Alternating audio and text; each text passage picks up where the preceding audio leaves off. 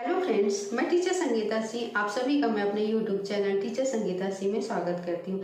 आज के वीडियो में हम विशेषण की अवस्थाओं के बारे में अध्ययन करेंगे। तो चलिए शुरू करते हैं आज का वीडियो और यह जानते हैं कि विशेषण की अवस्था किसे कहते हैं। तो विशेषण की अवस्था किसे कहते हैं? तो विशेषण की जो तुलनात्मक स्थिति होती है उसे क्या कहते हैं? उसकी अवस्था कहते हैं। साथ ही इसके आधार पर जो विशेषण की 3 अवस्थाएं होती हैं, जिनमें सबसे पहला होता है मूलावस्था, दूसरा होता है उत्तरावस्था और तीसरा होता है उत्तमावस्था अर्थात उत्तम अवस्था। अब हम क्या करते हैं, एक एक करके जो इन तीनों अवस्थाओं की परिभाषा उदाहरण के माध्यम से समझने का प्रयास करते हैं। सबसे पहले किसको ले लेते हैं? मूलावस्था को ले लेते हैं। तो मूलावस्था किसे कहते हैं? जब कोई विशेषण शब्द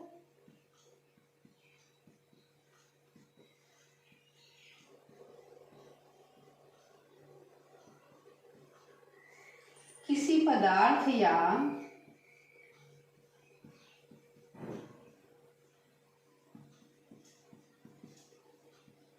वस्तु की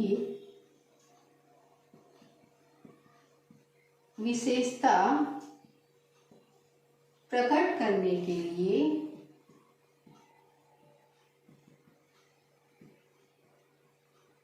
अपने मूल स्वरूप में ही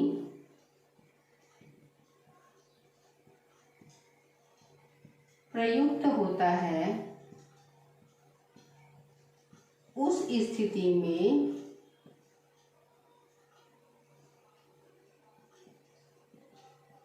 विशेषण की इस अवस्था को मूलावस्था कहते हैं।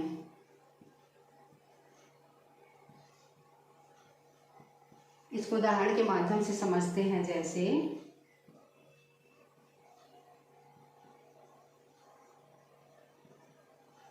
राम एक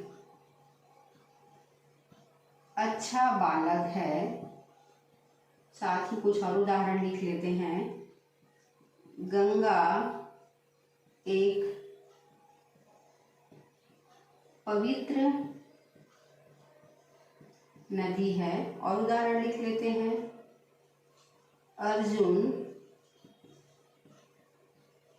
लंबा है। तो यहाँ पे देखिए मैं 3 उदाहरण लिखी हुई हूँ, जिसमें राम एक अच्छा बालक है, गंगा एक पवित्र नदी है, अर्जुन लंबा है। तो यहाँ पे देखिए जो बालक है उसकी विशेषता क्या है? वह अच्छा है। और साथ ही जो नदी है उसकी विशेषता क्या है? वह जो है वो पवित्र है। और अर्जुन की विशेषता क्या है? जो है वो लंबा है। तो यहाँ पे जो अच्छा है, पवित्र है, जो लंबा है, वह तीनों किस रूप में प्रयुक्त हुए? अपने मूल रूप में जो है वो प्रयुक्त हुए।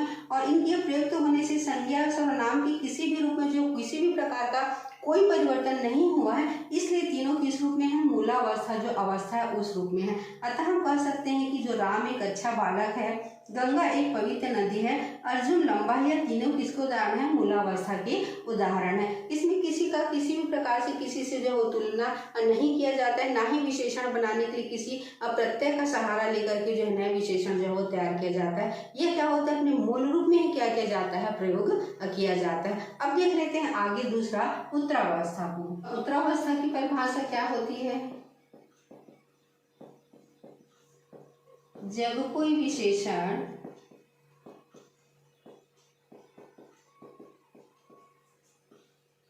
दो वस्तुओं या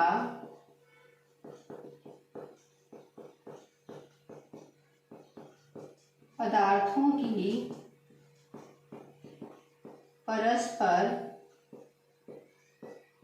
तुलना करने के लिए प्रयुक्त होते हैं,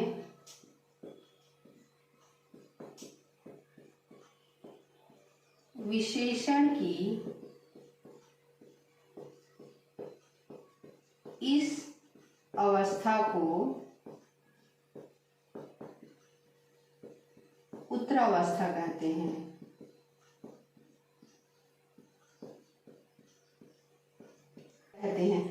अर्थात संज्ञा या सर्वनाम के मध्य तुलना का क्या होता है, अबोध होता है। यहाँ पे ध्यान देने वाली बात है, जब हम संज्ञा या सर्वनाम में क्या करते हैं, तुलना करते हैं, तो यहाँ पे जो मूल अवस्था है उससे उत्तरावस्था बनाने के लिए कुछ प्रत्यय को क्या किया जाता है, मूल विशेषण में जो है वो जोड़ा जाता है। और कौन से शब्दों को जो है वो जोड़ करके बनाया जाता है, तो तर और ईयस, ये दो शब्द होते हैं, इनको जोड़ करके जो मूल विशेषण है उनमें जोड़ करके क्या किया जाता है, इसको जो है वो उत्तरावस्था बनाया जाता है। साथ ही जो उत्तरावस्था विशेषण है उसको प्रकट करने के लिए या तो हम तर और यस का प्रयोग करेंगे, या तो कुछ और शब्द होते हैं जैसे से बढ़कर,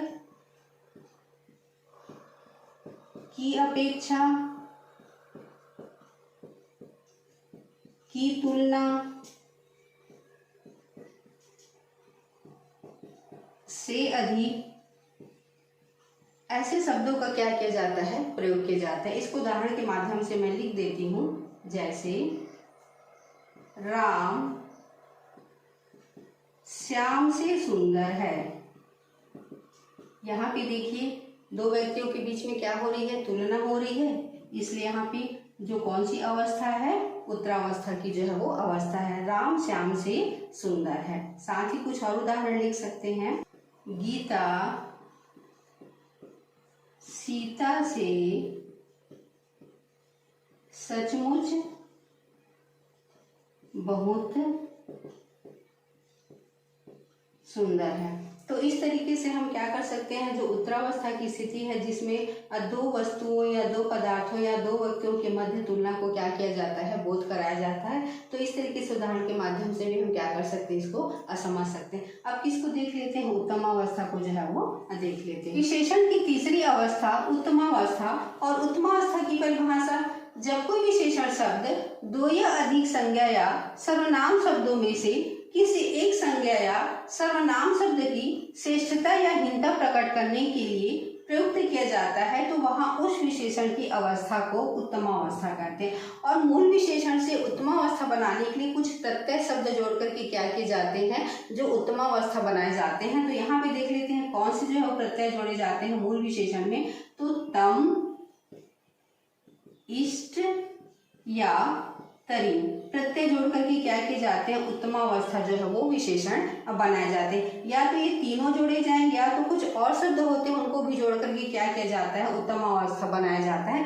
तो सबसे शब्द जोड़ करके क्या किया जाता है, उत्तमावस्था जो है वो बनाई जाती है। इसको क्या करते हैं, उदाहरण के माध्यम से हम समझ लेते हैं, जैसे राम सबसे अच्छा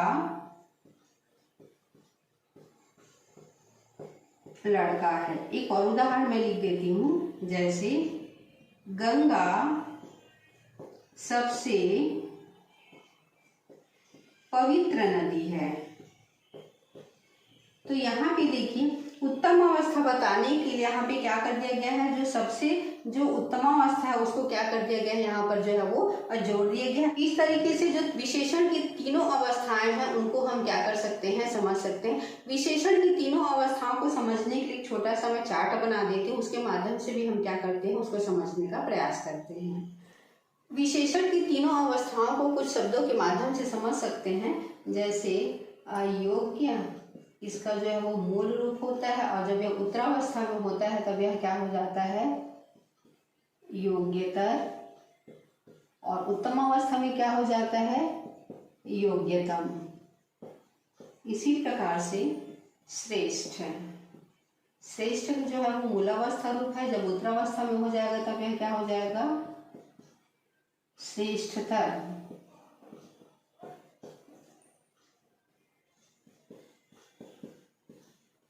श्रेष्ठतम,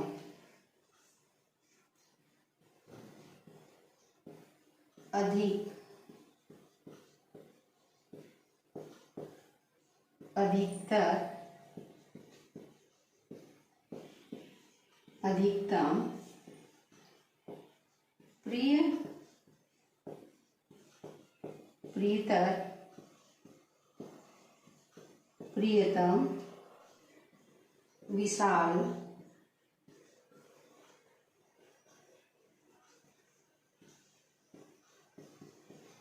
विशालतर,